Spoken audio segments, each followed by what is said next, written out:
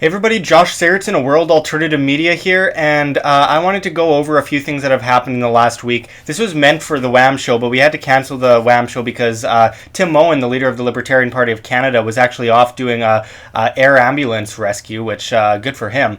And also on top of that, I have a really bad fever. I was shaking just a few moments ago. So just bear with me here. I'm going to do the best I can. But I really wanted to get this report out because it's recent in the news and people won't care later on, but I wanted to make a point because I've seen an unbelievable amount of hypocrisy in the news, though what's new, and it involves the Donald Trump rallies, where people are saying that other people are getting attacked and all that kind of stuff, and it was just some kind of racism at the rallies, and I don't buy that. There's a lot more to the story than that if you actually research the story, and I wanted to get that message out. Okay, so this last week we've witnessed huge protests at Donald Trump events. In Chicago, a bunch of thugs started violently clashing with Trump supporters. Bill Ayers, a known violent collectivist terrorist who's friends with Obama, go figure, was largely behind the clashes. We've got reports that black Trump supporters were beaten up, among others. Protesters in Kansas tried to attack a Trump rally again, violently attacking people, and many protesters were pepper sprayed by police. In Dayton, Ohio, a man tried to rush the stage Donald Trump was speaking on and attempted to attack Trump. He was body slammed by Secret Service, and sources tell us that he wanted to actually physically attack him. He says otherwise, though, I mean, come on, man. What were you thinking of doing running at Donald Trump? What do you think was going to happen? I mean, what was your plan in the long run? They say just take the mic from him and start... No, the guy, Donald Trump's much bigger than this guy. Donald Trump would have destroyed him, besides the fact that, from what I hear, Donald Trump always carries a gun and is always wearing a bulletproof jacket. But he was body slammed by Secret Service, and he was released on bail quite easily, it seems. It's kind of odd considering that if someone tried to do that to Hillary Clinton and rush at her, or rush at, Bernie Sanders or someone like that, I don't think they would have been let out on bail so easily. So at the same time, Facebook recently refused to take down an assassinate Donald Trump page, which is insane, considering the fact that these are people violently actually threatening his life. But Facebook says, it's not a big deal. It's not a big deal. It is a big deal. It's a huge deal. You don't threaten someone's life. And this is a point that I really wanted to get to here, was that I don't support Donald Trump. I really don't. I agree with a lot of what he says, a lot of the politically incorrect stuff as well, but he is over the top. He is a collectivist. And I don't think that he is the kind of person that people who believe in liberty want in the long run. Yeah, he is better than a lot of the other ones, but I don't think that we should, hold our breath too much. It's not going to end well for us. We could see by a lot of his policies that they're in no way, shrinking the size of government, which is important to us in the more libertarian, anarcho-capitalist kind of fields. So I wanted to say that basically the bullies are the people who violently attack people because they don't agree with them. Because everyone's saying that Donald Trump is a bully, but how much of a bully does it take to... You don't agree with someone's political platform, so you violently attack them? Because what, you can't get across in words? I mean, good ideas don't need to be forced. And these protesters are just a whole bunch of cowards, and I mean that. They're complete cowards and collectivist thugs. People are saying, oh, well, that's racist to say. How? These people are violently attacking people. They're not... And if there's people at the Trump rallies violently attacking the other side, they're a bunch of collectivist thugs too. Bunch of, people that think that they can't get their message across with an argument, so they have to physically attack people. That's so cowardice. It pisses me off to no end. And it's just like left-wingers to preach peace with violence. I've seen it happen a lot before. People have attacked me at rallies and protests in the past because they didn't like my more right-wing agenda. I don't believe in left and right. It's a paradigm. I believe in freedom, individual liberty, and our right to opt out if we want to, and opt in if we want to, and do what we want as long as we aren't hurting anybody. Seems simple.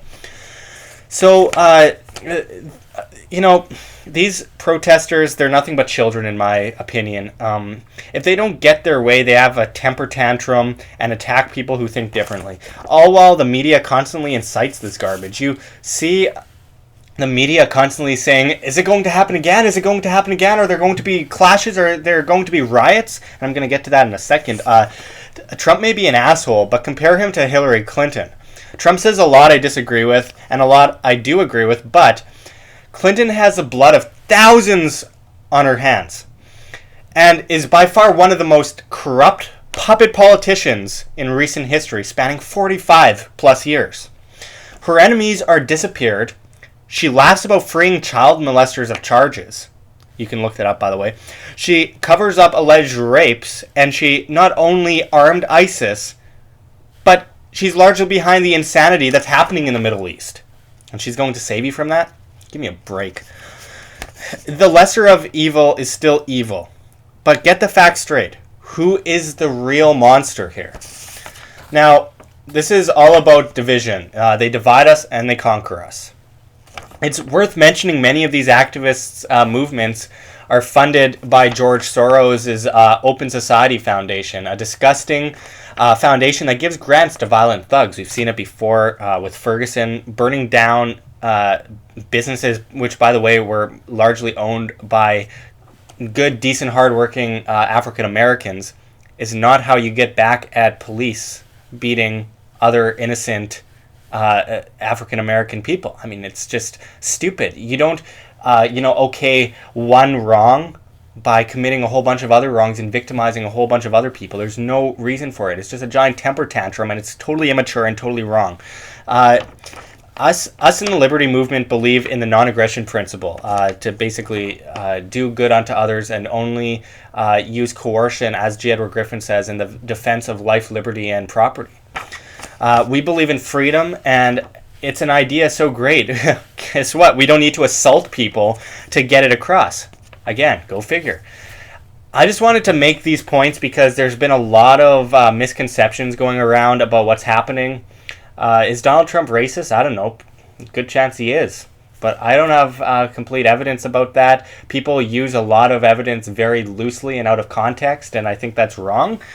We need to look at these kinds of situations with an open mind and not go into it thinking immediately that he is, trying to demean African Americans, demean Muslims.